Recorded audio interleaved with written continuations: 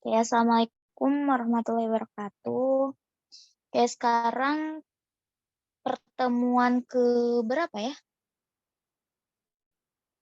45 apa 56? 45. 45 ya? Keempat kelima. Berarti kita 2 pertemuan, pertemuan yang bab ke-13 sama 14. Tapi sebelumnya kita berdoa dulu ya, biar lebih berkah kita belajar. Kita berdoa dimulai.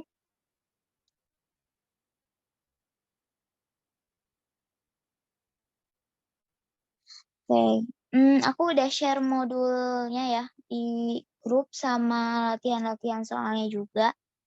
Sekarang kita bahas dulu yang materi ke-13 mengenai visualisasi data. Bentar, aku share screen dulu.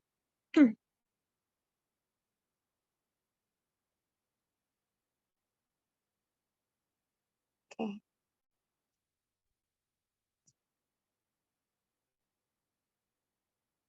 Udah muncul belum?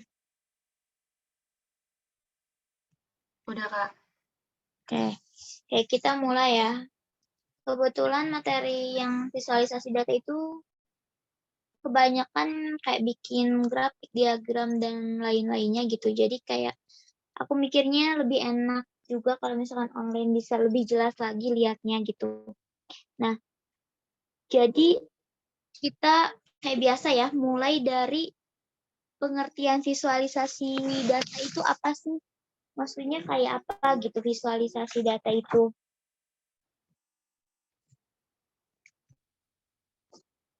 Nah, kita ambil yang penting-pentingnya aja. Bentar.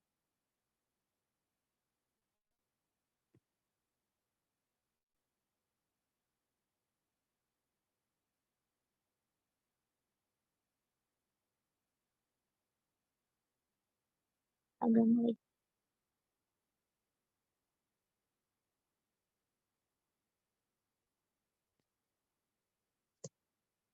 Nah, sebenarnya apa sih visualisasi data itu?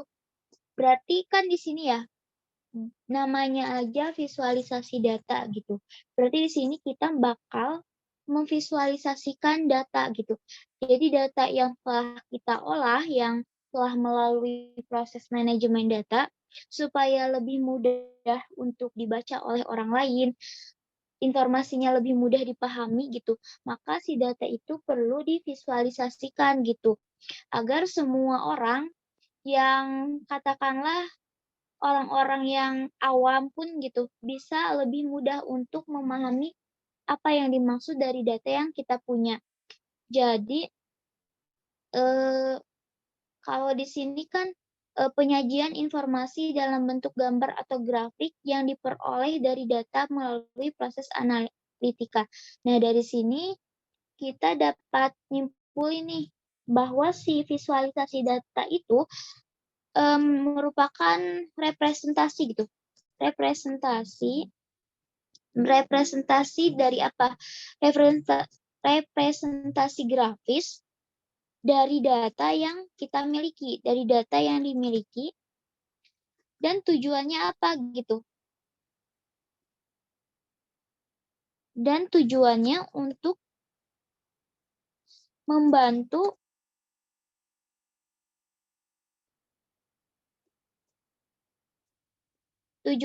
mempermudah dalam memahami data gitu.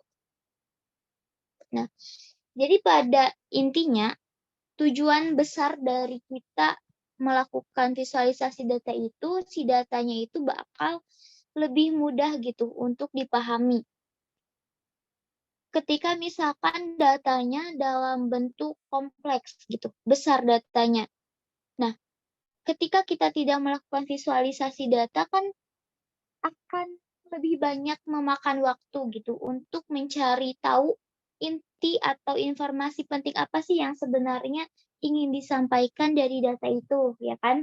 Nah, tapi ketika si datanya udah divisualkan, kalau udah divisualkan kan maksudnya informasi-informasi penting itu katakanlah udah secara eksplisit terpampang gitu.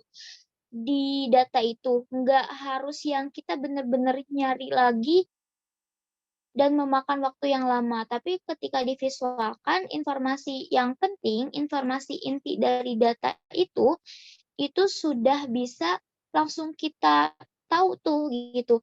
Sudah secara eksplisit, gak lagi implisit. Makanya di sini intinya dapat membantu mempermudah kita dalam memahami data. Terus kalau misalkan kita kaitkan dengan pekerjaan, berarti dapat mengefektifkan pekerjaan kita gitu. Karena tadi ya, waktu yang kita butuhkan untuk mencari informasi dari data tersebut lebih sedikit gitu. Nah, itu sih intinya apa yang dimaksud dari data visualisasi dan tujuan umumnya gitu. Sampai sini ada yang mau tanya dulu gak?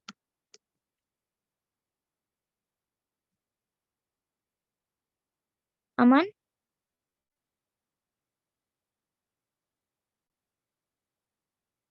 Aman, Kak. Oke. Nah, sekarang kita pengen, tadi kan aku baru bahas mengenai kayak tujuan umumnya lah ya.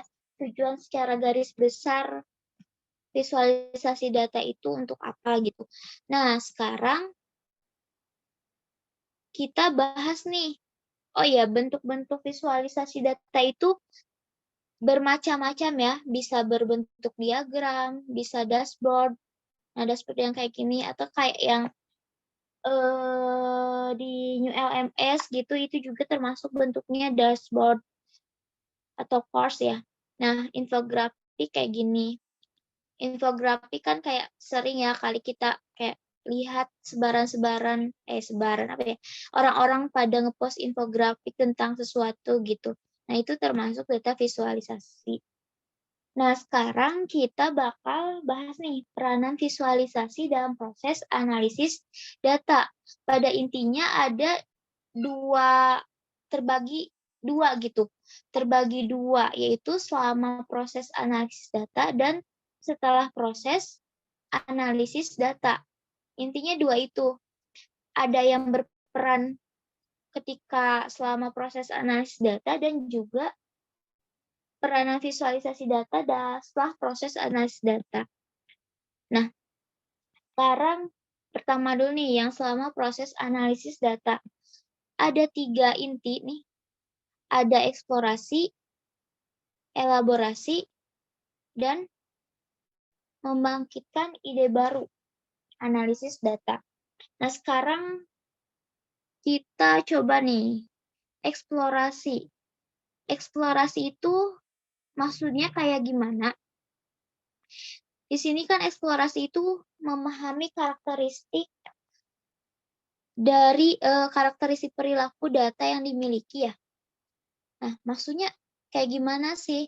Kok bisa ketika kita melakukan visualisasi data, kita bisa memahami karakteristik perilaku data gitu. Maksudnya di sini kita bakal, karena di sini kita melakukan visualisasi data, kita bakal lebih memahami gitu, memahami data yang dimiliki. Entah itu di sini ya karakteristik perilakunya atau pola datanya gitu. Contohnya gini, ketika datanya masih dalam bentuk yang belum divisualkan, belum diwujudkan dalam bentuk grafik, diagram, dan lainnya, di sana kita sulit gitu untuk mencari karakteristik perilaku atau katakanlah pola dari data yang kita miliki. Apakah kayak misalkan ya datanya itu mengenai banyaknya jumlah penduduk dari tahun ke tahun. Ketika data tidak divisualisasikan nih, kita kan harus lebih mikir lagi ya. Ini datanya dari tahun A ke tahun B naik apa turun? Dari tahun B ke C naik apa turun gitu. Tapi ketika divisualisasikan, katakanlah visualisasinya itu dalam bentuk apa ya? Inilah ya. Nih, kita buat grafiknya gitu. Grafik mengenai jumlah penduduk gitu. Ini tahun berapa, misalkan tahun A, ini B, nah, dan ini tahun C gitu. Nah, misalkan ini kita tahu nih, ini anggaplah 1 juta, 2 juta, 3 juta gitu. Ini penduduk Indonesia misalkan. Nah, tahun A itu misalkan 1 jutaan, B 1,5 juta, C itu misalkan hampir 2 juta lah ya. Nah, ketika kita punya grafik ini, kita bisa langsung dapat menyimpulkan. Ini kan naik kan? Berarti kalau ini naik, kita bisa nyimpulin bahwa dari tahun ke tahun, jumlah penduduk di Indonesia itu cenderung naik gitu. Beda lagi kalau kita nggak punya visualisasi ini. Ini anggapannya si datanya besar ya, gede gitu. Nggak cuma 3 tahun ini, tapi emang dari tahun sebelum-sebelumnya udah didata gitu. Nah, ketika misalkan datanya gini bentukannya misalkan gini ya. Misalkan. Nah, ini kan ada sempat turunnya dulu sedikit, terus ada kayak jumlah penduduknya tetap gitu. Tapi di sini kita bisa lihat nih, perilaku datanya itu selalu bisa disimpulin bertambah gitu. Dari tahun ke tahun bertambah meskipun ada suatu tahun yang tetap atau turun gitu, tapi kecenderungan atau karakteristik perilakunya itu semakin banyak gitu, semakin tumbuh penduduknya itu. Gitu. Beda cerita kalau kita nggak lakuin visualisasi ini. Kita harus bandingin nih satu-satu gitu. Nah, untuk yang eksplorasi di sini paham nggak?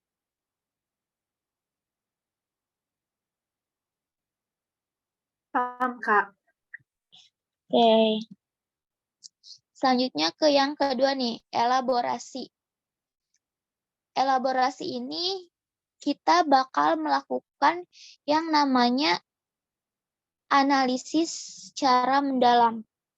Analisis secara mendalam. Analisis secara mendalam di sini berarti artinya apa? Analisis yang dilakukan secara cermat dan tekun gitu.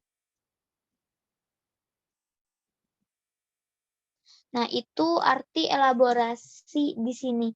Karena gini, ketika kita mau melakukan visualisasi data, apa yang kita visualkan gak mau salah. Gak mau informasi yang kita sajikan dalam bentuk visualisasi data itu beda arti gitu. Beda ketika diartikan oleh orang lain jadi beda maknanya atau artinya. Nah, makanya di sini orang-orang yang melakukan visualisasi data itu bakal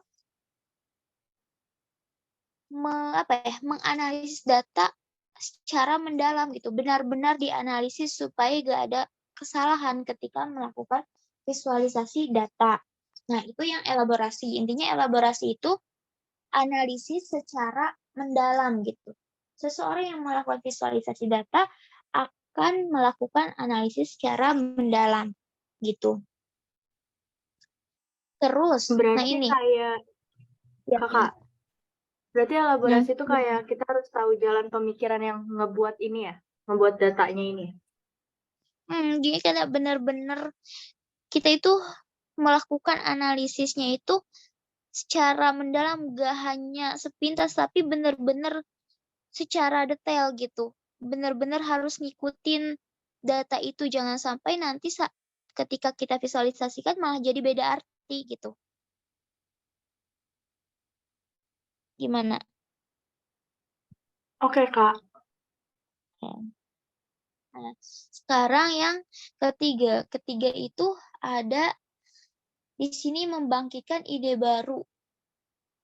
Nah, kenapa? Kenapa kok ketika kita memvisualisasikan data, itu dapat membangkitkan ide baru gitu? Karena gini, ketika kita memvisualisasikan data gitu, data dibuat visualisasi data gitu ya, data itu menjadi lebih mudah dipahami gitu. Data menjadi lebih mudah dipahami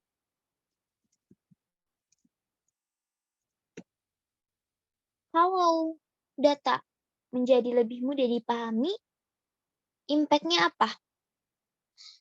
Sehingga memungkinkan apa?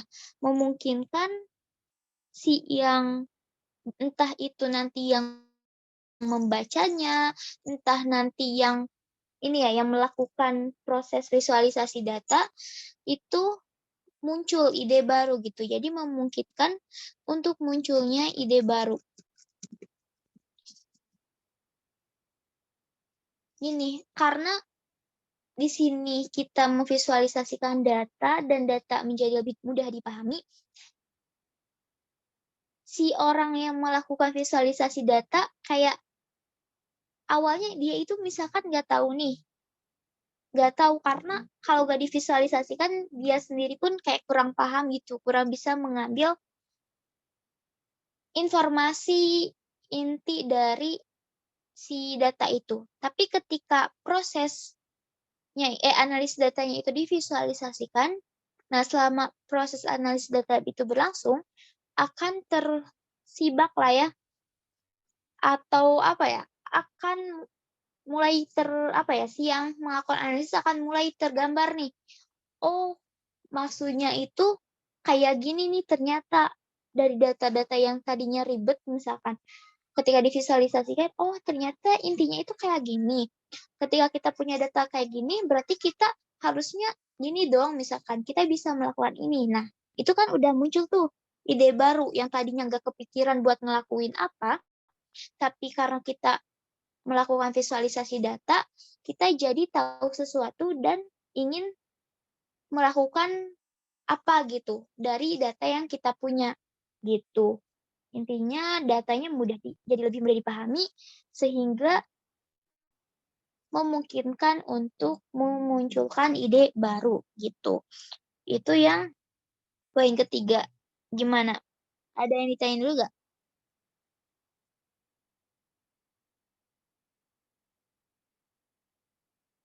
Aman? Aman. Kita next ke yang kedua nih, itu peranan visualisasi data setelah proses analisis data. Nah, kalau kita amati dari poin-poin ini, sebenarnya kayak poin-poin ini tuh jadi satu kesatuan gitu. Bisa kita jadikan satu kalimat, kalau satu kalimat itu. Misal kayak gini, yang pertama kan peranannya itu meringkas informasi pada data besar. Tadi nih, di yang selama proses visualisasi data, kan bisa melihat karakteristik perilaku data ya. Kayak di sini pun setelah proses analisis data, ketika kita melakukan atau meringkas informasi pada data yang besar atau kompleks, kita bisa melihat pola data gitu. Pola data tuh ya kayak tadi sih, polanya naik turun atau kanan turun gitu. Itu juga termasuk pola gitu. Nah, ketika kita meringkas informasi pada data besar, impact-nya apa? Memudahkan menyampaikan informasi. Karena ya tadi ya, informasinya udah teringkas. Ya otomatis ketika kita mau menyampaikan informasi, ya sampaikan aja ringkasannya itu. Gak usah semua data disampaikan. Sampaikan yang penting-pentingnya aja, yang tadi udah diringkas gitu. Kemudian kalau informasinya udah ringkas, kita juga udah gampang nih sampaikan informasinya gitu. Nah, otomatis itu bakal mempercepat atau membantu membuat keputusan untuk memahami gitu apa yang sedang atau lebih cepat lah ya mengambil keputusannya. Karena si datanya udah ringkas, terus pas disampaikan juga kepada para pembuat keputusan udah sangat jelas gitu karena mudah disampaikannya, ya makanya pengambilan keputusan juga lebih cepat gitu. Terus di sini apa? Karena tadi datanya udah divisualisasikan, yang mana visualisasi data itu intinya kayak berisi informasi-informasi pentingnya aja gitu. Maka visualisasi datanya itu bakal lebih fokus pada hal yang ada di dalam visualisasi data itu aja. Pasti informasi penting nih, maka si audiens cuma akan fokus ke hal yang penting-penting aja gitu, ke inti datanya. Dan yang terakhir itu ini menyibak informasi yang tidak terlihat sebelumnya. Yang tadi aku bilang ya, karena divisualisasikan, maka si data-data yang eksplisit, katakanlah yang implisit, katakanlah yang nggak secara dilihat sekali langsung ketemu misalkan informasi atau makna dari data itu. Tapi ketika divisualisasikan, informasi-informasi yang tadinya sulit kita temui, maka kayak kesibak aja gitu. Oh ternyata gini nih, ketika setelah divisualisasikan, dari data itu gini, gini, gini gitu. Nah jadi kayak bisa kita simpulin gini berarti ya. Kita bisa kesimpulin kalau peranan setelah proses analisis data itu gini, meringkas informasi pada data kompleks atau besar gitu ya, kompleks dan besar, sehingga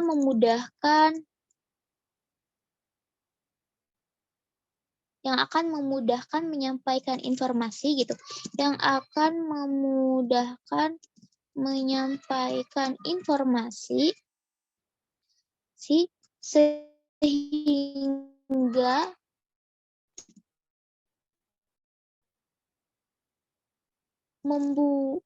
menjadi sehingga mempercepat keputusan. Nah, itu bisa jadi satu kalimat lah ya. Juga bisa membuat audiens fokus gitu. Fokus ke apa? Fokus ke inti data. Inti data atau informasi penting lah ya, informasi penting gitu. Dan informasi yang tak terlihat sebelumnya menjadi terlihat gitu. Nah, itu inti dari 5 poin ini tuh. Meringkas informasi pada data kompleks dan besar yang akan memudahkan menyampaikan informasi sehingga mempercepat pengambilan keputusan. Juga bisa membuat audiens fokus ke inti data atau informasi penting dan informasi yang tak terlihat sebelumnya menjadi terlihat. Gitu. Itu inti dari peran yang kelima. Bisa dipahami nggak? Atau ada yang mau tanya dulu?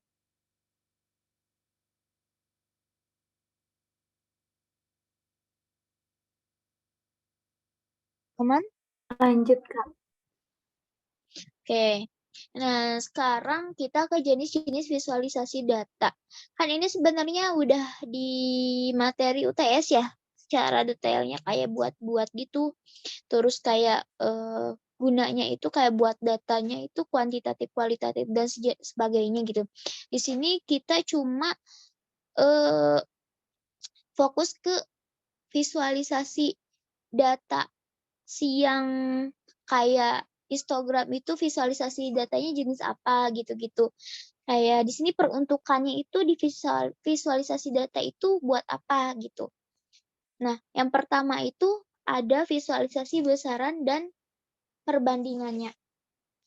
Visualisasi besaran dan perbandingannya, jadi di sini emang benar-benar hanya buat lihat nilainya aja gitu. Nilai dari suatu data. Nah, yang pertama ada yang namanya bar chart. Nah, bar chart itu bentukannya kayak gini, atau yang paling sering kita lihat kayak gini kayak gitu. Dan ingat itu ada jaraknya gitu, enggak berimpit. Nah, ini juga bar chart. Jadi bisa tegak gitu atau horizontal gitu. Itu tergantung kita maunya kayak gimana gitu. Nah, terus ada yang namanya lollipop chart. Si lollipop chart ini sama aja kayak bar chart. Fungsinya itu buat lihat besarannya aja gitu, besaran nilainya. Nah, tapi di bedanya sama bar chart itu, di sini ada yang nah, lollipopnya gitu. Ada lingkaran di ujung tiap barnya. Makanya di sini dinamain lollipop gitu. Karena kan ini bentukannya kayak lollipop ya, yang ujung-ujungnya. Jadi kayak mudah diingat nih. Kalau ada lollipop cat, oh berarti yang ujung-ujungnya ada lollipopnya. Kalau lollipop kan bentukannya kayak bulat-bulat gitu kan, lingkaran gitu. Makanya ini disebut sama lollipop. Nah itu lollipop chart. Gimana? Ini aman nggak?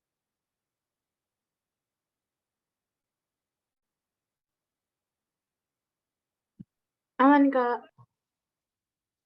Oke, kita next ke visualisasi proporsi dulu. Nah, visualisasi proporsi itu ada pie chart sama donut chart. Di sini fungsinya itu untuk apa gitu? Visualisasi proporsi itu apa sih? Visualisasi proporsi berarti perbandingan gitu. Perbandingan ya. Nah, di sini kita mau gitu melihatnya itu kan kalau yang sebelumnya itu kayak besarnya nilai gitu. Besar nilai dari data ini berapa, data selanjutnya berapa. Tapi kalau di proporsi ini kita mau lihat proporsi dari masing-masing data gitu. Misalkan kayak di sini contohnya untuk pie chart. Ada laki-laki sama perempuan nih.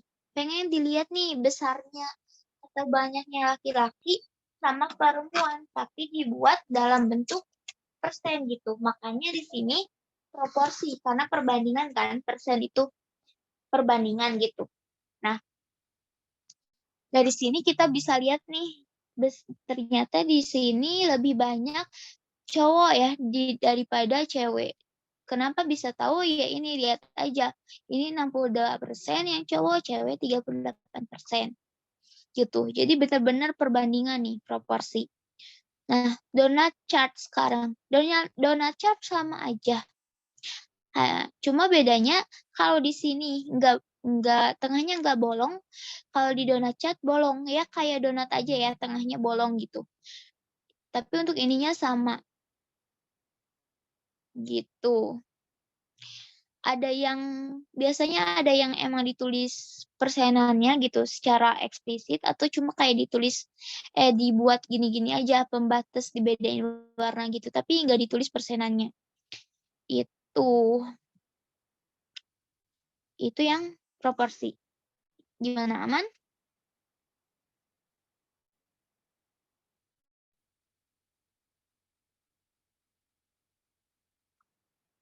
Sekarang Aman. oke aman ya. Sekarang ada lagi sih ya si proporsi cuma ini jarang banget keluar. Jarang banget digunain yang paling sering itu pie chart sama donut chart gitu. Karena yang ini sama aja sih. Di sini lihat perbandingan cuma bentukannya kayak apa ya? Dari gede ke kecil gitu, kayak diurutin gitu. Kan ini dari yang 15 sampai ke yang paling kecil berapa persen gitu kan. Nah, ini bedanya gini aja sih, tapi sama-sama proporsi. Dan letaknya dari gede ke kecil gitu. Nah, sekarang ini berarti ke yang berapa ya? 3 ya? 3. Ketiga itu ada yang visualisasi sebaran data dan perbandingannya. Kalau tadi yang visualisasi besaran kan besarannya ya. Kalau di sini kita pengen lihat sebarannya gitu. Sebaran untuk si data di rentang sekian banyaknya berapa gitu. Di rentang A misalkan banyaknya 10, rentang rentang A sampai B 10, rentang B sampai C 20 misalkan. Nah, di sini pengen dilihat itunya. Nah, yang paling banyak digunain itu sebenarnya histogram sama box plot. Nah, kita lihat yang histogram nih. Nah, histogram. Histogram itu sekilas mirip sama diagram batang, cuma bedanya di sini batang-batangnya berimpit. Dan di sini bukan satu nilai, tapi rentang biasanya. Jadi misalkan kayak gini.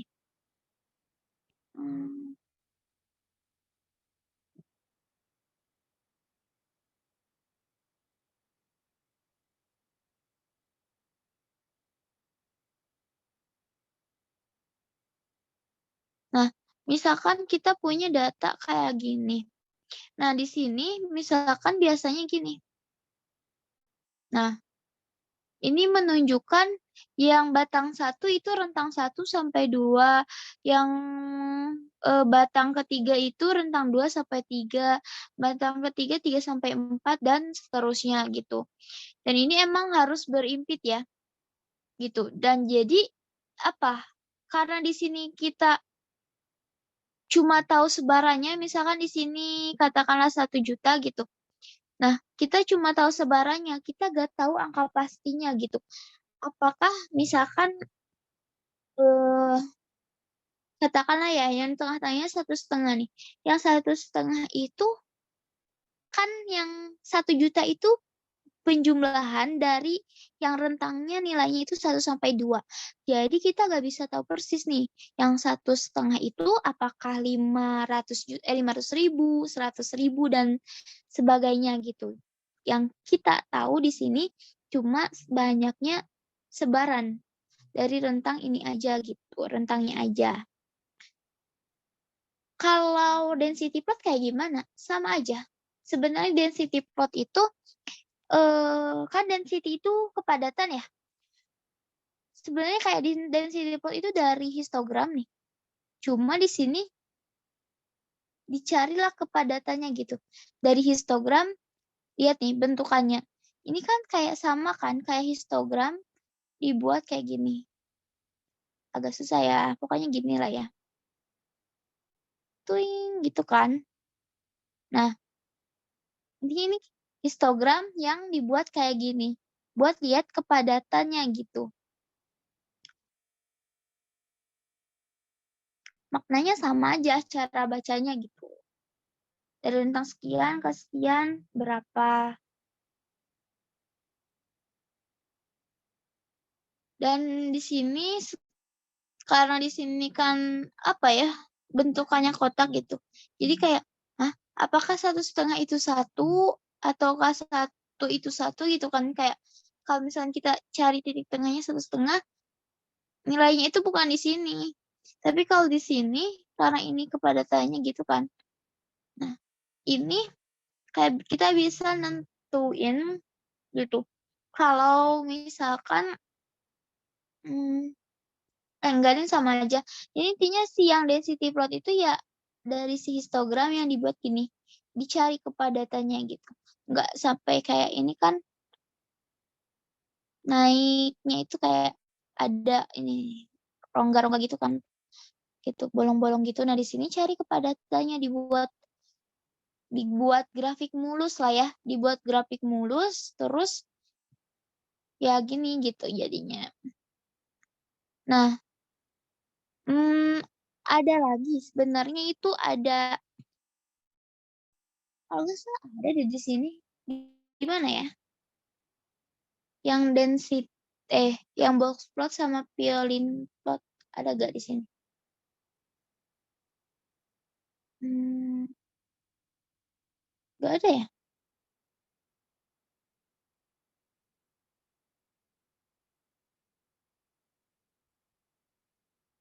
pokoknya, nah ini. Nah, box plot nih. Ini teman-teman pasti udah pada tahu ya box plot kayak gini gitu bentukannya. Sama halnya, analoginya sama kayak histogram dan density plot. Box plot itu sama kayak box plot jadi dibuat violin plot gitu, di mana si ininya tuh kayak density-nya. Jadi gabungan violin plot itu gabungan dari box plot dan si density apa ya, KDE kalau nggak salah. Kepanjangannya aku lupa apa. Pokoknya ada density-nya, kepadatannya. Kalau diamatin kan, ini kan sebenarnya dalam ini box plot nih. Cuma kita dilihat nih kepadatannya dibuat kayak gini gitu. Bentukannya kayak cacing pipih ya. Ya kayak cacing pipih bentukannya gitu sama density. Jadi kalau violin plot itu density plotnya dari box plot gitu.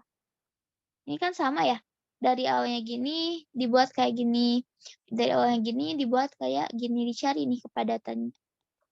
Nah, untuk yang ini bisa dipahami nggak?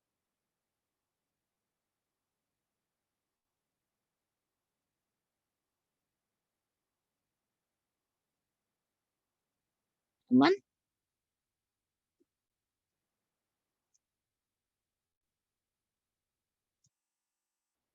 Gimana? Lanjut aja atau ada yang mau tanya dulu?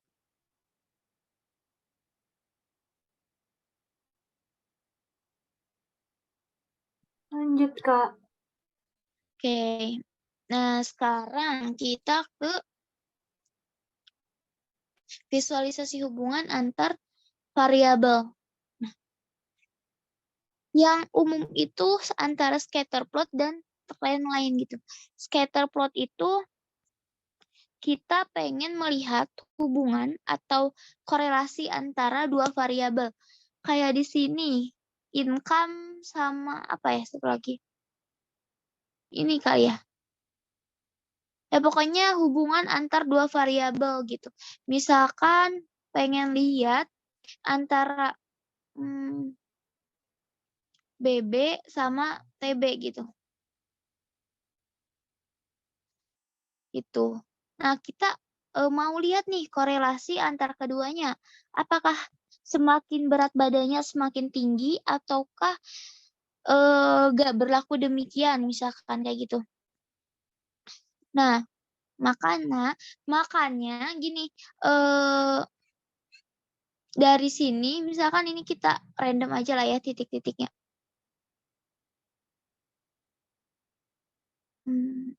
Misalkan kayak gini.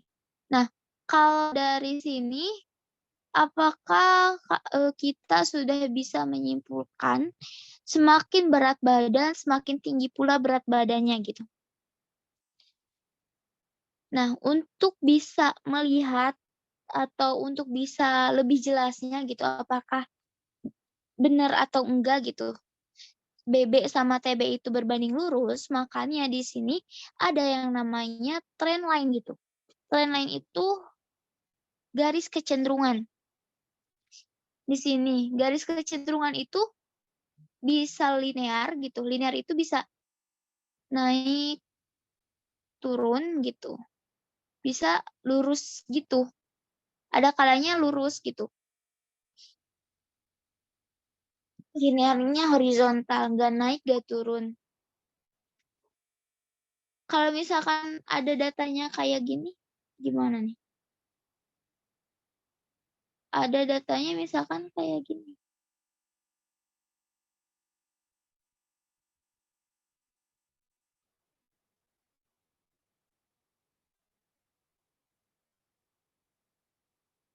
Nah, kalau gini kan kayak kita bisa nyimpulin atau bukan nyimpulin sih, kayak kita pasti ngehnya ke bentukannya tuh gini gitu si trend line-nya itu. Tapi karena di sini kasusnya kayak bener-bener untuk mencari garis kecenderungan gitu, apakah positif negatif gitu. Biasanya emang selalu linear gitu. Cuma linearnya ada naik, ada turun, dan ada lurus gitu. Itu yang buat scatter plot dan trend line. Nah, sekarang ada bubble chart. Bubble chart mirip banget sama yang ini, yang scatter plot. Cuma di sini di bubble chart itu banyaknya jumlahnya gitu ya. Jumlahnya diperhatikan. Kalau di sini kan titik-titiknya sama nih. Titik-titiknya sama. Nah, di sini sama.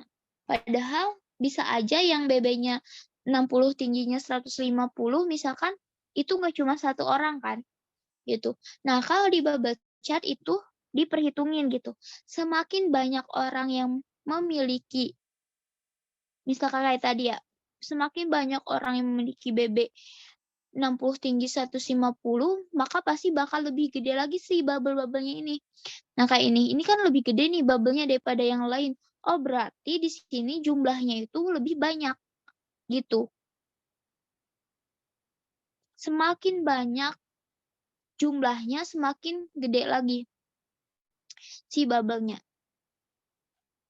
Jadi kayak misalkan awalnya gini, yang punya BB eh, 60 tinggi 150 di data pertama misalkan awal-awal misalkan, oh ini baru nemu satu, terus nemu lagi, tambahin lagi gitu, sehingga sampailah gede gitu. Nah, itu yang membedakan antara bubble chart sama scatter plot, gitu. Oh iya, terus yang di scatter plot itu ada yang namanya pencilan atau outlier. Outlier itu bisa, misalkan bisa si yang X-nya normal, sumbu X-nya normal, tapi si sumbu Y-nya nggak normal. Atau sumbu Y-nya normal, tapi si X-nya yang nggak normal. Maksudnya normal gak normal tuh gini. Nah, misalkan ini anggaplah masih dalam kawasannya. Nah, ini kan si X-nya normal nih, masih banyak nih. Si X yang si Y ya, si Y-nya normal nih, masih ada Mauritius, Malaysia, South Africa gitu, yang memiliki nilai segini. Nah, tapi lihat si X-nya, dia cuma satu-satunya gitu. Makanya di sini disebut outlier gitu. Kalau misalkan kayak di sini nih. Nah, ini normal sebenarnya untuk yang si X-nya. Tapi si Y-nya lihat, dia satu-satunya yang Y-nya di atas plus 5, plus 0,5 misalkan. Makanya itu outlier. Dan misalkan ini, yang ini ya, yang merah ini kelihatannya kayak outlier, tapi kita belum bisa memastiin gitu. Belum bisa memastiin apakah ini outlier atau bukan misalkan. Sini deng. Sini apa sini ya? Karena ini turun. Turun ya.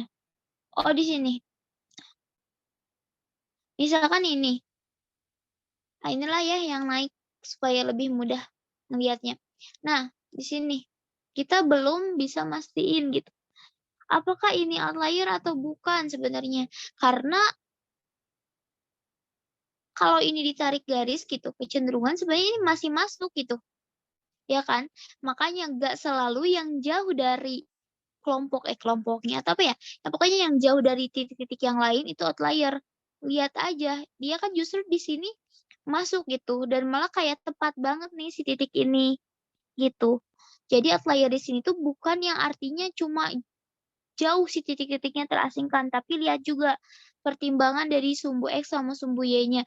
Kalau di sini tren lainnya itu semakin ke kanan semakin tinggi, ya ini berarti nggak outlier dong, karena kan ini posisinya kanan. Otomatis kalau misalkan tinggi ya wajar, normal gitu.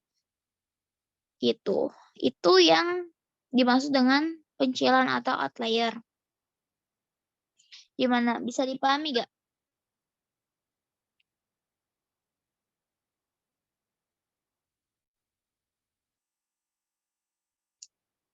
Aman?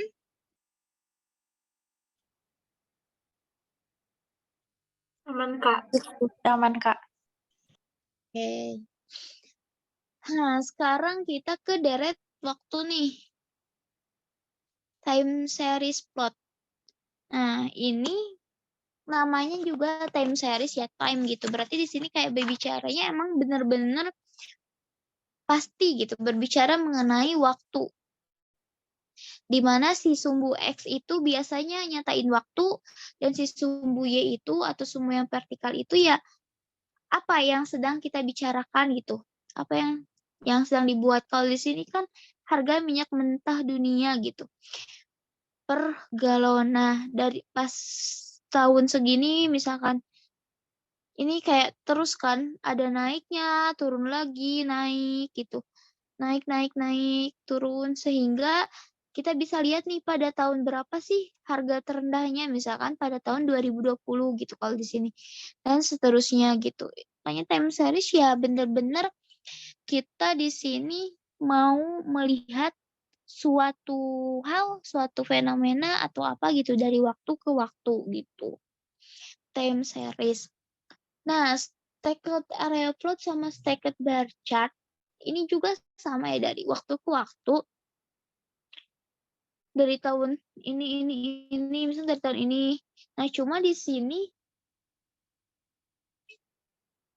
nggak cuma apa ya? Di sini nggak cuma satu objek gitu.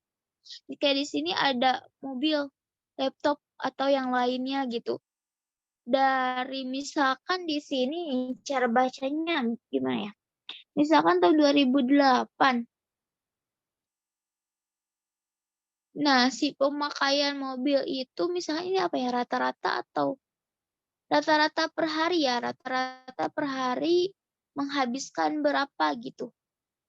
Si mobile itu misalkan tahun 2008 ini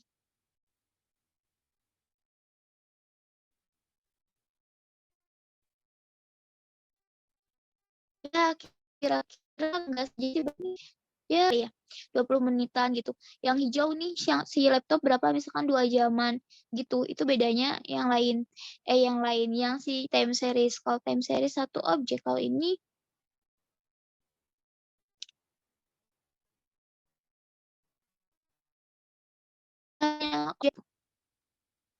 ya banyak objek gitu. Gimana? Bisa dipahami nggak? Aman? Aman, Kak. Oke, kalau aman kita lanjut ya ke yang oke, aman ya. Oke, kita lanjut ke yang selanjutnya itu ada geospasial. Spasial itu peta gitu. Di sini jadi kayak bener-bener peta aja, memvisualisasikan peta. Di sini kan ada beda-beda warna, terus di mana kayak memvisualisasikan benar-benar kayak di nyatanya ternyata nah kayak Indonesia kan, Indonesia tuh kayak gini, si pulau solusinya itu kayak gini, Jawanya itu kayak gini, Sumateranya bumi misalkan untuk peta ini. Dan kayak ini si warna-warnanya itu kayak ngebedain karakteristik dari tempat yang ada di muka bumi itu gitu. Nah, kayak ini kan ada tanda tandanya nih. Yang pekat itu apa sih? Yang lebih dari 84, yang visualisasi aliran dan jaringan. Ya, pokoknya ini aja sih pasti gampang diingat tuh yang bentuknya garis-garis dan ribet gitu.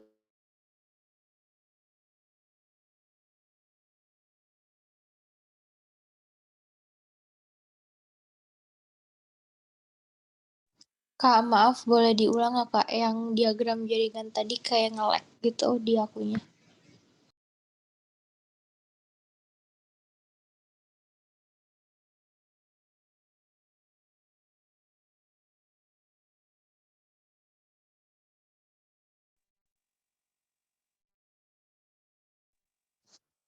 Wah, maaf, kelempar. Udah muncul lagi nggak, itunya gambarnya? Udah Kak, Muncul ya? boleh diulang Kak yang diagram jaringan gimana? Tadi Oke. kayak nge-lag gitu. Oke. Nah, jadi si diagram jaringan itu pokoknya kayak bentukannya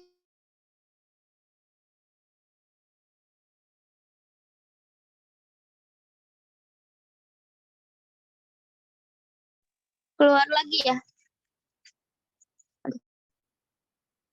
Nah, pokoknya si yang diagram jaringan itu bentuknya pasti gampang diingat sih, karena emang bener-bener beda dari yang lain nih bentukannya. Pokoknya garis-garis itu garis-garis yang kayak nyambung satu saya saraf gitu. Bentukannya kayak saraf kan, bentukan saraf mirip-mirip kayak gini gitu kan. Kayak garis-garis yang saling menyambung gitu. Pokoknya lihat aja, diingat aja. Kompleks banget sih yang jaringan ini. Bisa dilihat nih, ini kayak berapa garis, beribu-ribu garis disambung-sambungin gitu. Gitu sih untuk yang jaringan. Berarti yang semakin tebal itu semakin sering gitu Kak? Ini berarti kayak semakin banyak sih jaringannya. Kayak kan misalkan ini nih, kayak jaringan apa ya?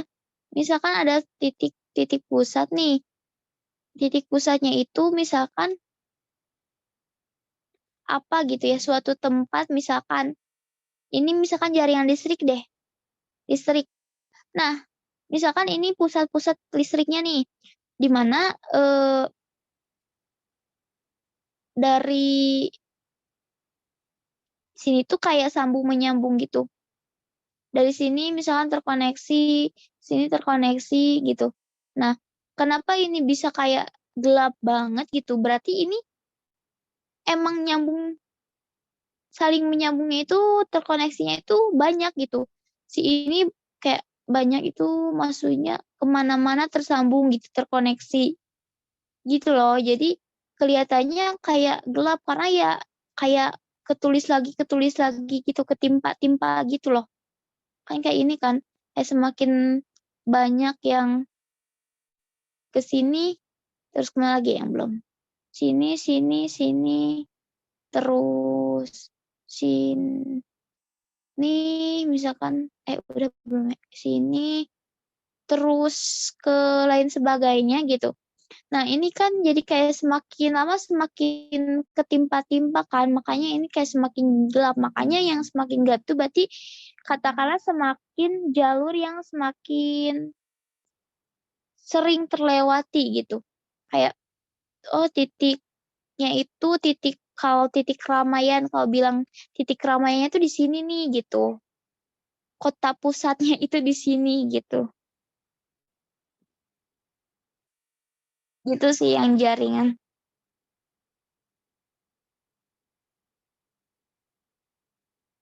Kak, makasih Kak. Oke.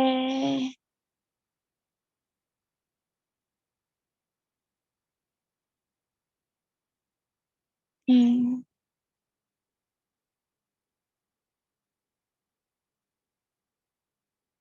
Sama ini nih, word cloud ini awan kata. Ini tuh semakin ini ya, semakin gede si tulisannya itu, misalkan ini nama ya, berarti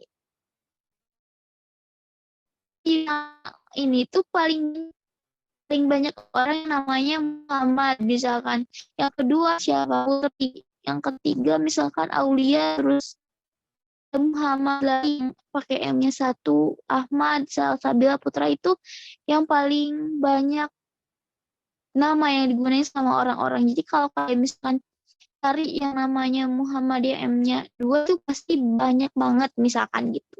Itu visualisasi tambahan buat yang jenis-jenis visualisasi data.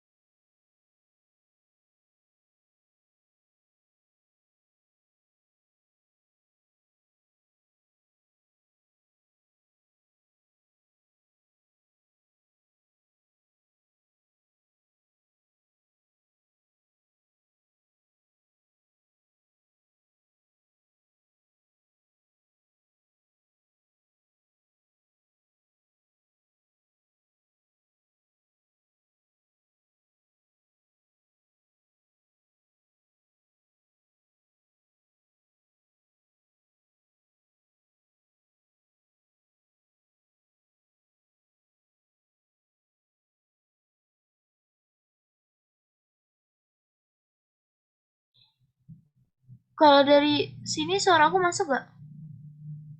Masuk, Kak. Oke. Kenapa ya? Yang satu keluar terus. Padahal sama. Gunain wifi. Bentar, ini apa sih ngalamin? Oke, aku lanjut dari sini dulu aja kali ya. Cuma itu kalau dari situ kayak agak susah dengar suaranya. Nah, sekarang kita bahas mengenai unsur visual utama pada grafik nih. Ada 5 gitu unsur utama, unsur visual utama, yaitu posisi, simbol, garis, ukuran, dan warna.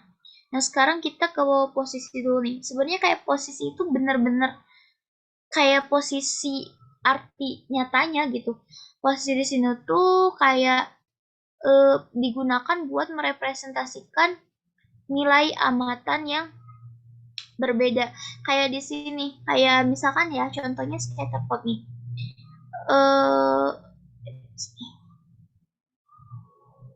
Scatterplot itu kan titik-titik gitu kan, yang mana si titik-titiknya itu bergantung ke ya nilainya gitu, nilainya dia berapa gitu. Nah, si titik-titik ini itu, posisi titik-titik ini itu dipengaruhi dengan nilai datanya gitu. Jadi emang benar-benar buat merepresentasikan nilai amatan. Kayak misalkan titik yang lebih besar, misalkan nilainya itu pasti posisinya itu kalau nggak ke kanan, ini kan kalau si titiknya ke kanannya x-nya apa ya, ke kanan berarti si x-nya yang gede. Kalau ke atas berarti si ininya yang gede kan ya. Kalau misalkan di sini berarti selain x-nya gede, si y-nya juga gede gitu. Jadi emang murni untuk menyatakan apa suatu nilai aja sih si posisi itu. Terus kalau nah kayak ini kan negara dan GDP-nya yang lebih besar, pasti titik-titiknya itu lebih kanan gitu. Nah sekarang, nah ini posisi di yang itu ya, di diagram chart, bar chart gitu. Pasti disusunnya itu kayak, iya sesuai urutan kelompoknya. Kalau kelompoknya usianya dari yang muda ke tua, berarti otomatis yang semakin kanan yang semakin tua gitu. Terus apalagi yang kedua ada namanya simbol. Simbol ini tuh emang bener-bener simbol aja gitu untuk menyimbolkan sesuatu. Jadi setiap simbol itu memiliki arti atau makna yang berbeda gitu. Kayak simbol rumah sakit, misalkan rumah sakit dengan hotel misalkan, itu kan beda kan.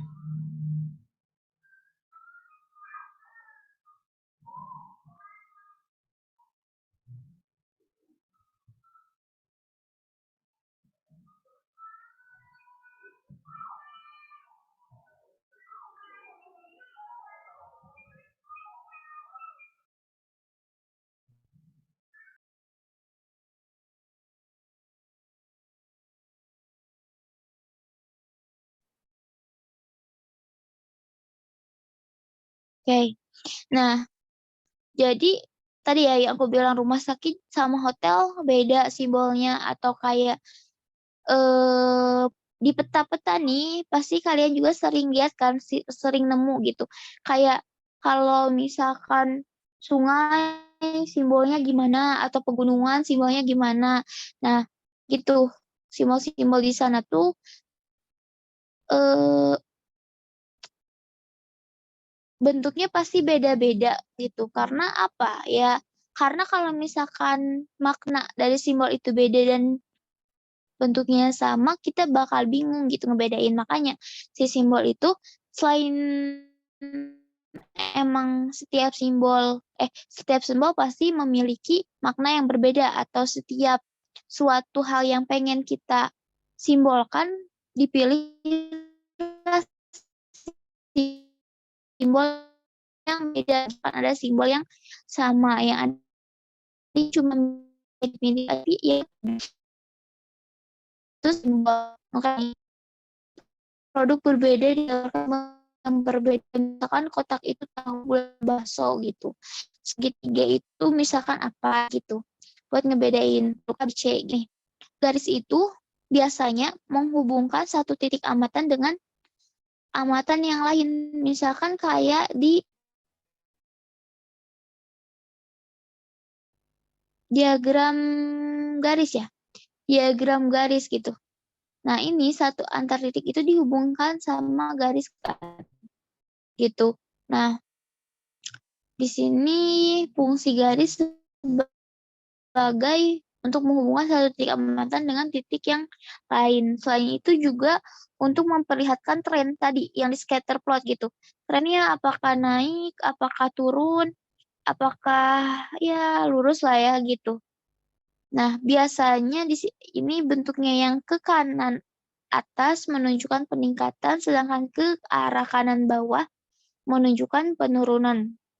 Nah, tadi ya, yang di diagram jaringan atau network itu benar-benar garis itu sangat diperlukan gitu, karena kayak unsur utamanya di diagram jaringan itu ya garis gitu. Itu garis tuh kayak gini. Nah, ini kan benar-benar ngandelin garis gitu, yang menghubungkan satu titik dengan titik yang lain. Nah, sekarang ukuran. Ukuran itu menempel dengan unsur lain gitu. Maksudnya kayak gimana ya tadi ya, misalkan kita punya diagram pie chart itu. Di sini misalkan juring yang satu dengan juring yang lain ukurannya beda gitu. Yang mana setiap ukuran juring itu menandakan proporsinya atau perbandingannya, persentasenya gitu.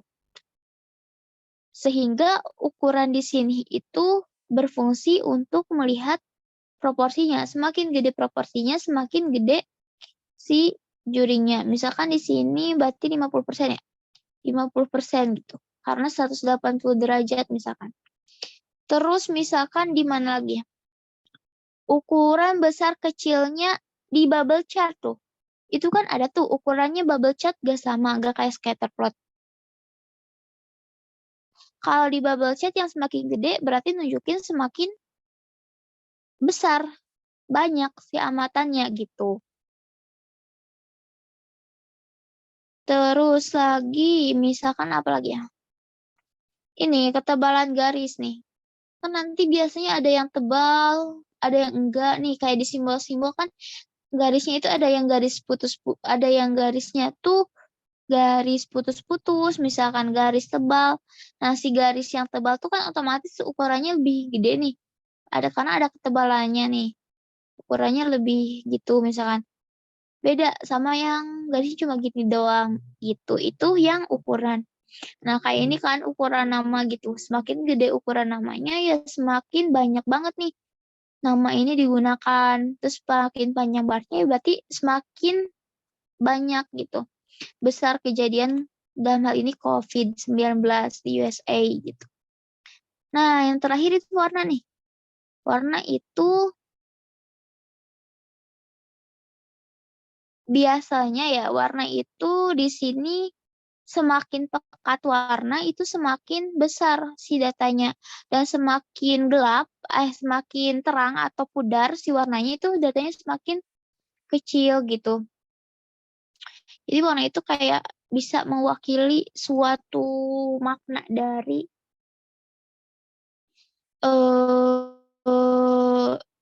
apa ya, dari data yang kita miliki. Kayak misalkan dataran tinggi, dataran rendah itu kan biasa tuh salah satunya fungsi dari warna itu buat mewakili suatu makna dari suatu hal atau suatu fenomena gitu.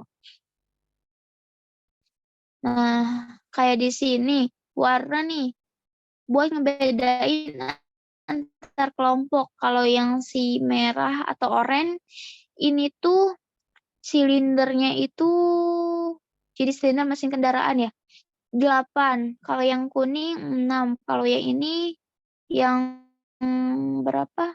Biru ya. Yang biru itu 4 gitu. Tadi yang bisa digunakan buat yang semakin terang atau semakin pudar atau juga emang beda-beda dari warnanya sendiri. Yang sama warna misalkan itu satu kelompok gitu. Nah, ini nih. Ini buat yang itu ya, yang COVID. Semakin pekat ya berarti si banyak kejadian COVID-nya makin gede gitu. Udah deh, itu buat yang materi berapa? Materi 13 ya. Ada yang mau ditanyain dulu gak? Cukup sih Kak dari aku.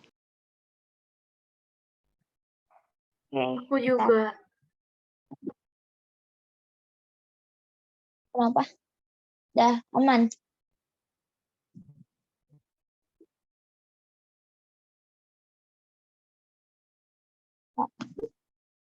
Just tuh. Berarti sekarang kita tuh solve dulu ya sebelum kuis. Kuisnya berarti dipoto aja terus kirim PC ke aku ya. Iya yang kuis sama post test yang kemarin udah belum?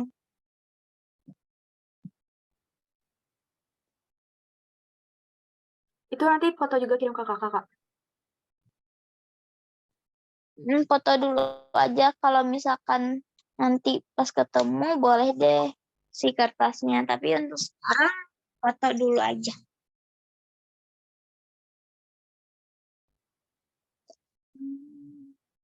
Ntar aku share screen dulu lah soalnya biar bareng-bareng.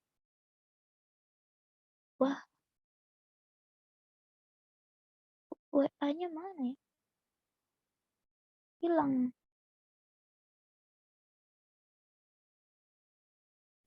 Bentar ya.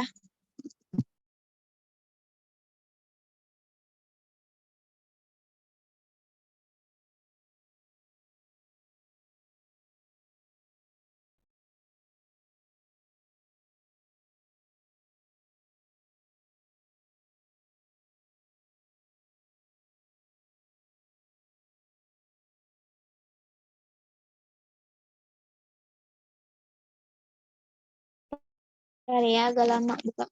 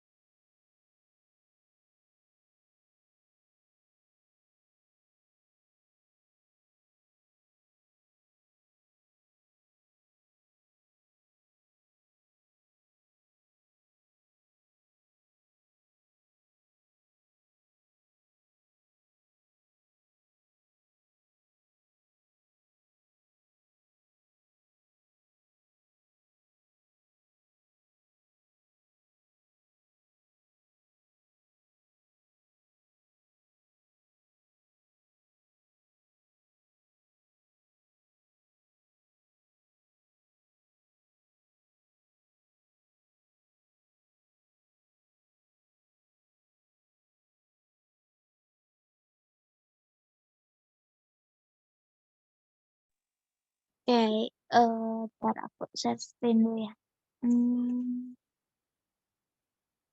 WhatsApp.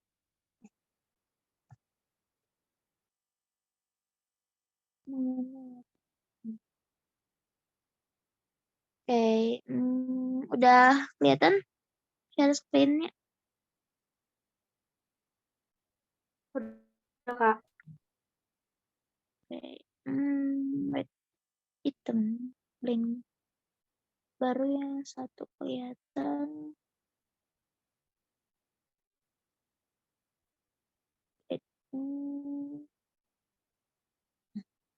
Oke. Ini nggak kelihatan. Masih hitam ya? Apa udah? Kelihatan kok, Kak. Udah ada. Tapi kok di aku sendiri hitam? Sekarang hitam.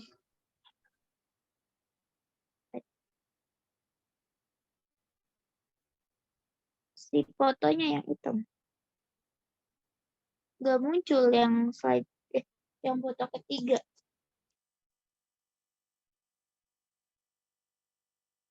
Keempat muncul sih. Yang foto ketiga nggak muncul. Kok aneh? Coba ke sini dulu aja ya biar nanti mungkin bisa. Yang sekarang ke yang nomor 11 dulu nih. Ini ada beberapa yang aku masih ragu, jadi kayak aku masih buletin gitu. Jadi mungkin nanti kalau misalnya kalian lebih tahu jawabannya, bisa itu aja ya. Nah sekarang dari nomor 11 nih. Data kualitatif dapat disajikan menggunakan histogram dan diagram lingkaran. Benar apa salah?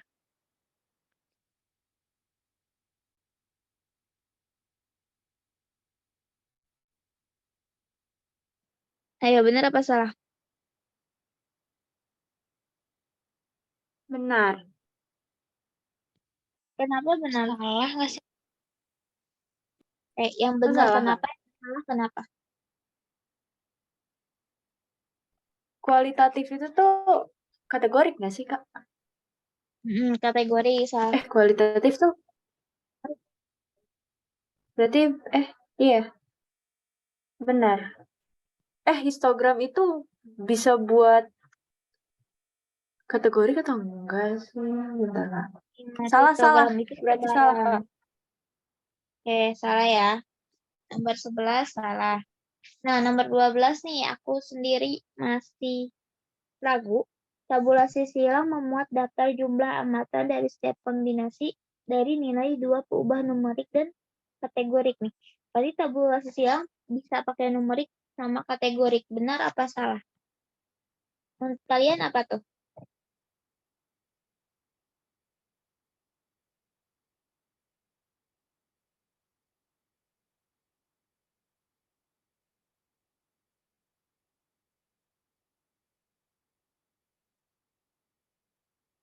Kategorik doang, salah.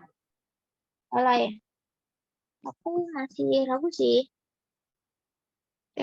Kalau misalkan itu berarti coba aja ditandain dulu gitu. Tandain dulu ya. Belum bisa mastiin aku yang benar itu benar apa salah. Kalau selagi kalian salah ya, Kalau karena aku cuma bisa kategori. semester 1 sih, pas semester 1 cross table itu tuh untuk dua peubah kategorik, Kak. Kalau sekarang semester berapa? Semester 1. UTS maksudnya. UTS, iya. Iya, kalau materinya ini banyaknya yang UTS sih. Aneh banget ini soalnya UTS hampir semua UTS deh kayaknya. Salah ya, berarti kategori semua. Aku tandai dulu deh. Oke. Nah, coba ke 13 dulu deh. Tabel frekuensi, grafik, dan pie chart dapat digunakan untuk menyajikan perubahan interval maupun rasio. Benar apa salah?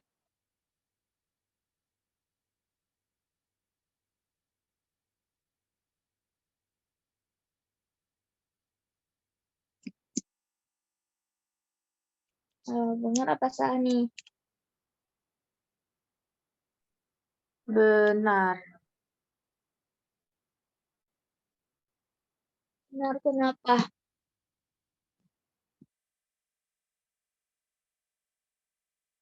Karena Kenapa? interval rasio itu kan numerik. Pie Mm, chart itu, Kak, pie chart itu tuh buat kategori. Jadi Berarti salah. Iya, salah. Karena salah sama rasio itu numerik, tidak salah. Salah ya. Terus 14. Contoh adalah karakteristik dari suatu objek yang ingin diamati. Ini bener-bener UTS sih materinya.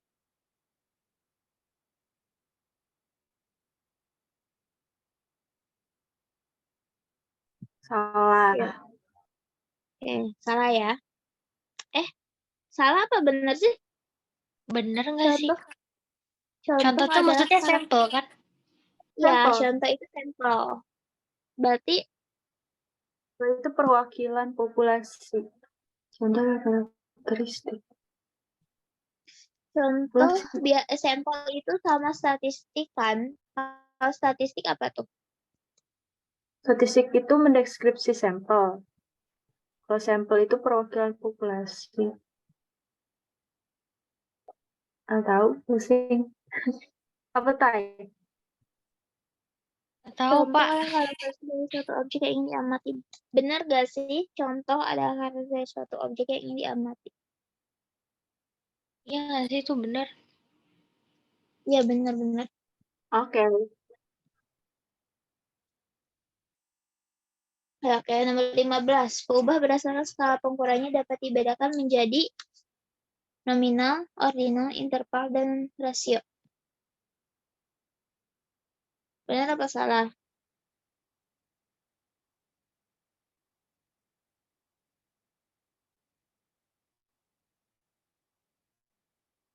Benar. Benar ya.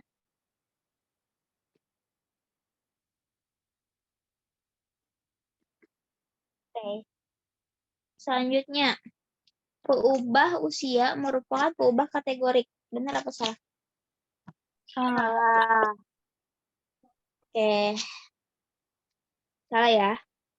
Karena bisa itu kan kayak nomor gitu. Berarti apa sih maksudnya itu?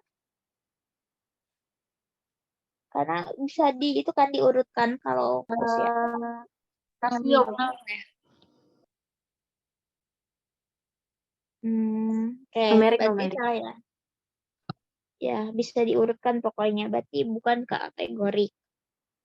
Terus tabel dan grafik merupakan teknik peringkasan data dalam statistika deskriptif.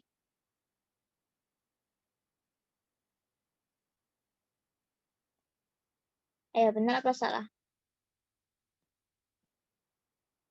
Benar nggak sih Kak? Iya, benar. 17 benar ya. Terus 18 diagram kue, berarti pie chart nih, dapat digunakan untuk ubah yang tergolong dalam skala pengukuran Salah.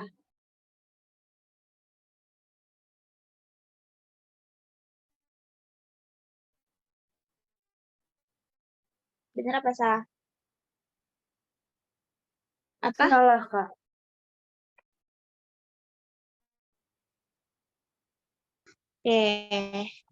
Salah ya. Yang 19.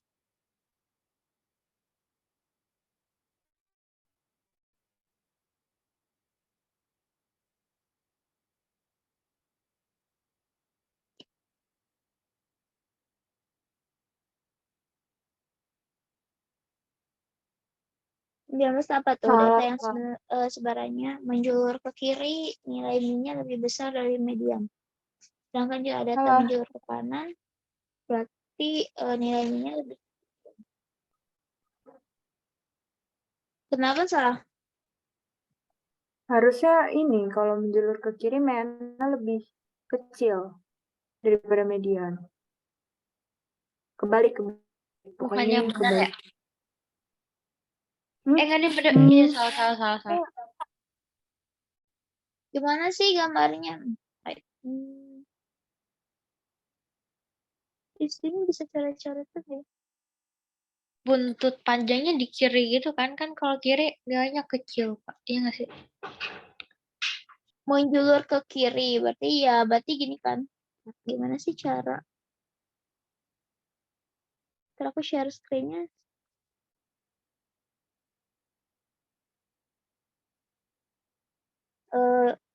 Yang ke kiri itu gini kan? Gini. Itu kan? Iya. Nah, di sini katanya yang menuju ke kiri nilai-nya lebih besar dari Hanya lebih median. kecil. Dia bilang lebih kecil lebih besar. Bener apa salah nih? Itu seharusnya min-nya lebih kecil. Emang iya? Yang ngasih soalnya dia ke kirinya lebih banyak.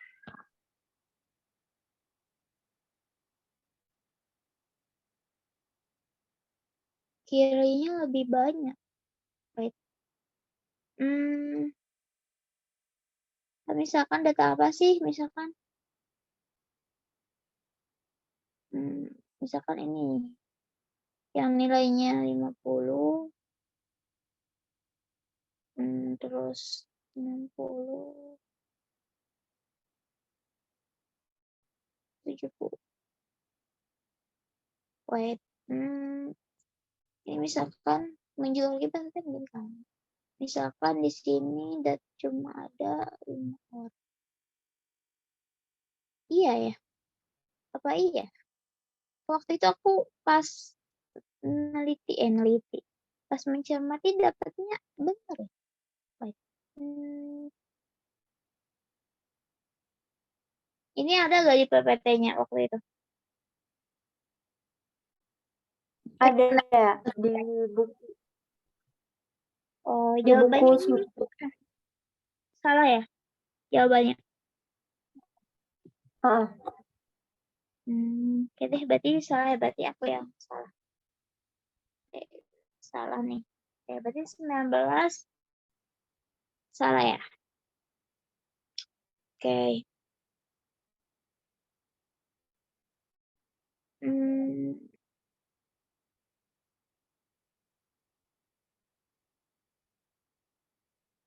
Lanjut lagi. Ini udah muncul belum ya? Kok gak muncul ya? Nah, ini. Bersatu dulu nih. Penyajian visualisasi data. Belum muncul ya? Dia aku udah muncul. Wait. Nah, penyajian visualisasi data statistika adalah metode yang berkaitan dengan pengumpulan dan penyajian suatu pengumpulan data sehingga memberikan informasi yang berguna. Benar apa salah?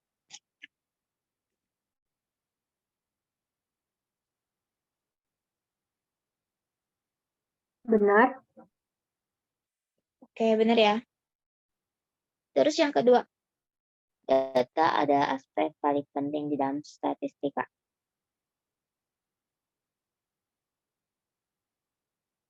Benar. Oke, benar ya. 3. Kesimpulan yang ditarik berdasarkan analisis data yang sesuai adalah kesimpulan yang terbaik.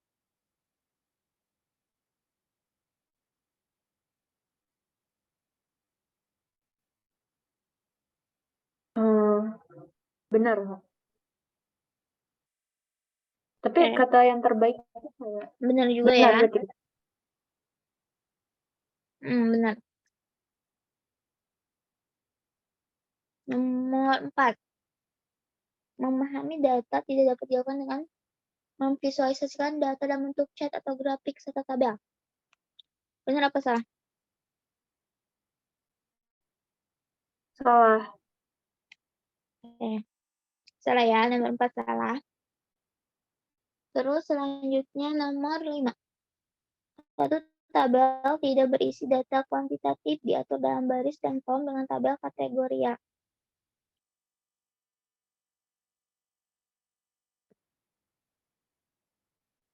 Tidak berisi data kuantitatif. Salah nggak sih? Kan nggak juga. Tidak, suatu tabelnya tidak kuantitatif nih. Tidak kuantitatif itu benar gak diatur dalam baris yang kolom sesuai label kategorial. Label kategorial tuh.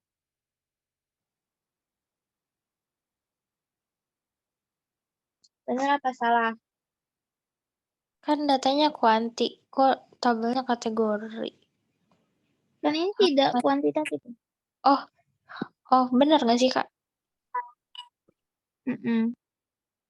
Benar ya. Kan di sini tidak berisi data kuantitatif. Jangan terkecoh. Ada tidaknya. Terus 6. Diagram garis adalah pilihan yang tepat untuk menyajikan data curah hujan bulanan. Enggak juga. Kenapa enggak? Maksudnya bukan cuma diagram garis doang yang bisa menyajikan data curah hujan dengan tepat gitu. Ini kan maksudnya diagram garis adalah pilihan yang tepat. Pilihan yang benar berarti. Maksudnya bukan yang paling tepat di sini disebutnya. Kurang nggak tahu, Kak. Data Yang curah lain hujan. gimana? Berarti kayak banyak gitu Mas, kayak data curah hujan, berarti kayak datanya berupa angka nggak sih? Berarti benar. Iya benar. Oke, benar ya. Benar nih. Di sini dibilangnya pilihan yang tepat gitu, bukan yang paling tepat atau cuma yang benar-benar dia yang bisa buat nyajiin curah hujan gitu. Di sini yang pilihan tepat aja. Terus tabulasi silang. Nah, ini nih agak gitu. Tabulasi silang atau cross table memuat daftar jumlah amatan dari setiap kombinasi dari nilai dua peubah kategorik. Benar? Benar. Oke, benar ya. Yang tadi. Misalnya. Terus 8. Data kualitatif dapat disajikan menggunakan histogram dan diagram dahan daun. Salah. Benar nggak sih? Ada dahan daun Itu tuh. Histogram juga. Lupa. salah. Ya, salah ya. Harusnya kuantitatif kan kalau histogram sama dahan daun. Oke, terus jika terdapat amatan pencilan pada data, histogram dapat digunakan untuk mengidentifikasi amatan tersebut. Benar apa salah?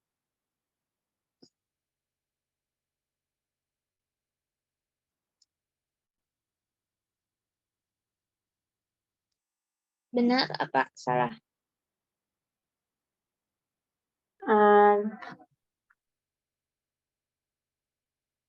Salah. Benar.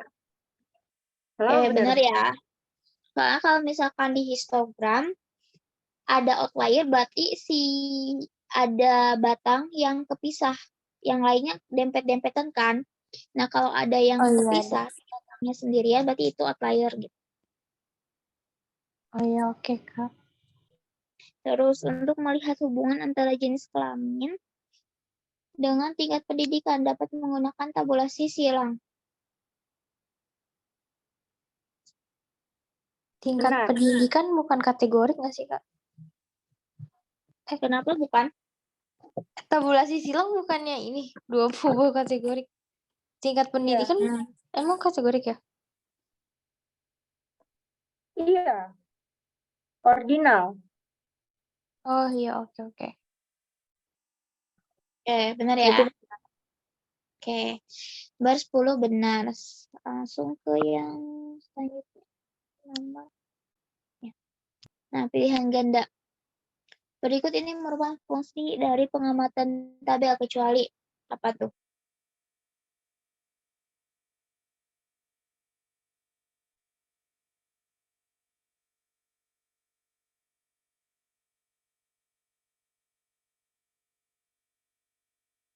A, B, C, D. yang ketika ingin wanita dan pria. Oke, benar ya. Yang C berarti ya. Yang ketiga nih, C. Terus bagaimanakah grafik, nomor 1 C ya.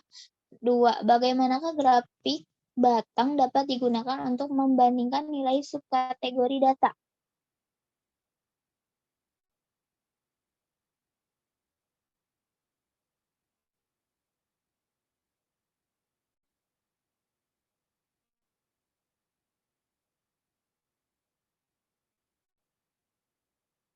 Membandingkan nilai dari kategori data yang berbeda, B. Oke, B ya. Terus yang nomor 3, jumlah sapi di suatu peternakan termasuk jenis peubah. Kontinu. Enggak. Jumlah sapi itu diskrit. Oke, diskrit ya, karena jumlah sapi gak mungkin koma-komaan itu gak berupa interval. Bukan bilangan Iya. 1, 2, 3 gitu diskrit. Kalau kontinu koma-komaan gampangnya. Terus, nomor 4, pasangan peubah yang memiliki skala pengukuran yang sama ada. Nah, nomor 4 ini aku juga masih ragu nih. D, apa? Aku yakinnya D sih. Tapi kalau Aku A. kenapa A? Karena sama-sama ini, interval. Tinggi badan tuh interval nggak sih? Kayak tinggi badan ada yang 0 nggak? Nggak ada ya, Kak? Enggak. Tinggi Temperatur badan badan. masuknya rasio apa? Temperatur Yang kan temperatur kan 0 bisa. Minus 0 kan masih ada suhunya gitu. Tinggi badan 0 udah nggak ada. Oh, berarti enggak deh, bukan.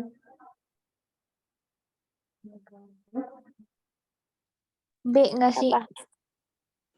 apa? Dodol. Beto. Dodol. Dodol.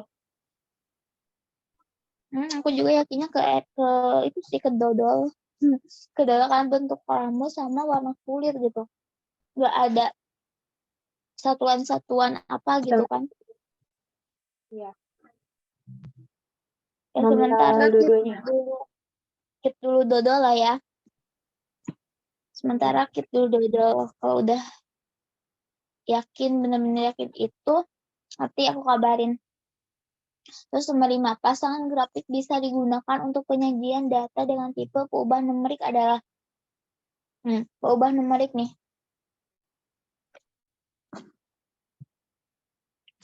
Apa? Diagram pencar yang kayak gimana, Kak? Diagram pencar. Mari kita searching.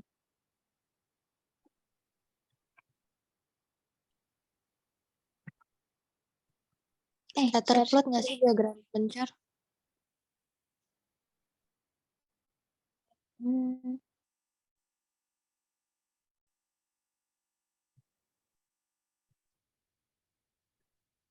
Mari kita bareng-bareng. Diagram pencar ya? Iya. Scatter kan diagram pencar. Oh iya. Coba deh. Nama lainnya apa?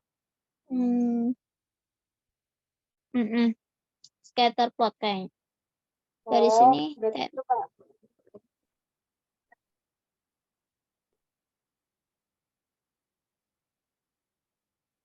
Berarti apa jawabannya? Yang cek.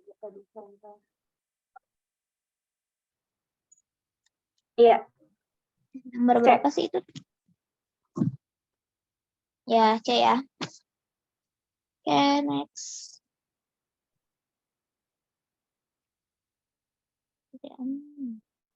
Nah. Beberapa peubah seperti harga saham per hari dan harga logam mulia per hari dapat disajikan dengan menggunakan beberapa penyanyi berikut, yaitu, nah apa tuh?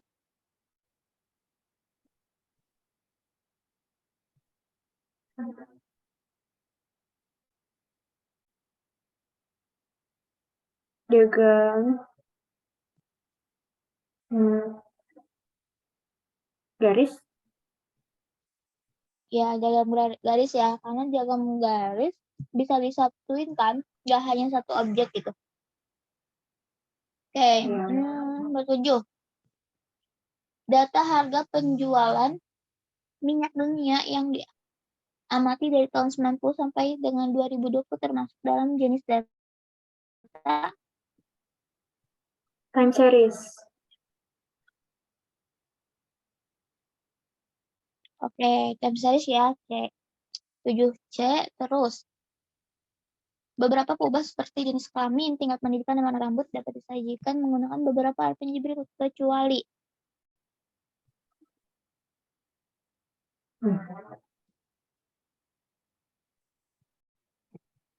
Dari apa tuh? Pie, Apa? pie chart. Yakin. Soalnya yang lainnya kayak numerik semua, terus pie chart yang kategori. Kecuali loh ini. Tapi bentar kak, tabel, Frekuensi, Kak. iya tabel frekuensi. Iya, Kenapa nggak bisa pakai tabel jangan frekuensi? dahan daun. Nah, Iya, dan iya, daun dan ya, karena daun tahun itu kan benar-benar numerik gitu, angka-angkaan. Angka doang. Sedangkan pendidikan warna rambut kan bukan angka-angkaan gitu kan, bukan numerik gitu. Oke, berarti 8 D ya. Nah, yang nomor 9, kalian masih ingat gak? Aku ragu nih. Kumpulan hasil pengukuran yang terdiri dari beberapa objek data pada suatu waktu tertentu termasuk jenis data. Beberapa Panel. satu waktu. Panel nggak sih? Antara panel sama space time kan. Aku ragunya tuh. Spacetime ada nggak sih? Kayak Spacetime nggak ada ya? Nggak ada ya? Kalau ini tuh beberapa objek pada suatu waktu tertentu. Hmm. Berarti satu waktu Hmm. tapi banyak objek. Berarti cross section. Oh iya. Pokoknya yang time series sudah gak mungkin kan, cuma satu objek.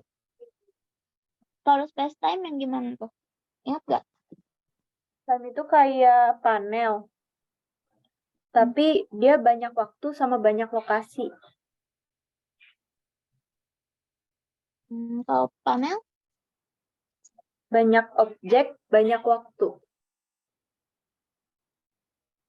kalau cross section yang banyak objek, satu waktu gitu. Kalau yang apa? Space time. Panel. Yang cross section. Space time itu banyak waktu, banyak lokasi. Tapi dia itu kayak ada perbandingan gitu. Kayak misalnya dari toko A sama toko B gitu kan. Kalau yang cross section, yang C, Cross section itu satu objek, salah. Banyak objek, satu waktu. lah, bukannya kita dua ya? Dua pertemuan? Malam ini 2 pertemuan, Kak. Iya. Jangan, Kak, jangan malam ini. Soalnya besok kita ada ujian ketok, Kak. Makanya aku santai karena kan kita dua pertemuan dan yang terakhir emang dikit materinya.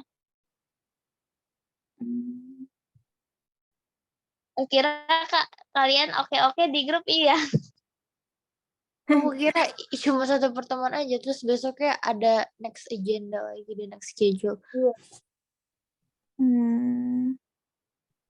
Ya deh kita percepat ya. Oke, Kak. Semoga paling lama 9.15 lah ya. 9.15 sampai udah kuis. Berarti ini Kalau apa lebih kita cepatin lagi gimana, Kak? Soalnya besok kita lagi ada ujian ketok, Kak. Bikin kimia. tapi harus tetap kuis nih. Langsung kuis aja atau gimana? Ya udah boleh, Kak, langsung kita aja. Berarti aku kirim soalnya di grup ya. Oke, Kak.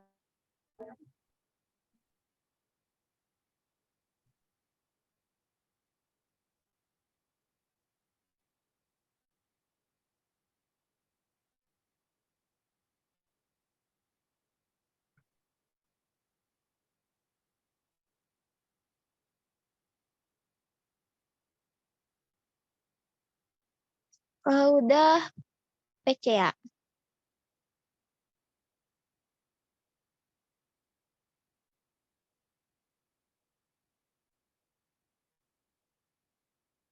C-nya ke nomor ini ya.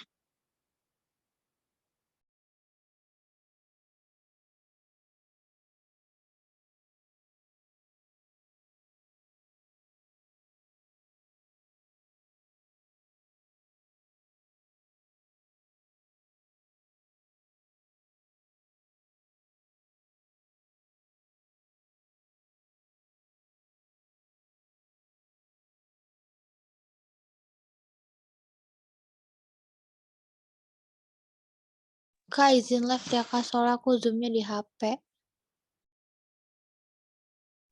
Oh iya, gak apa-apa. Iya kalau misalkan mau live aja sih. Nanti berarti paling lama 9.10 udah 9 lebih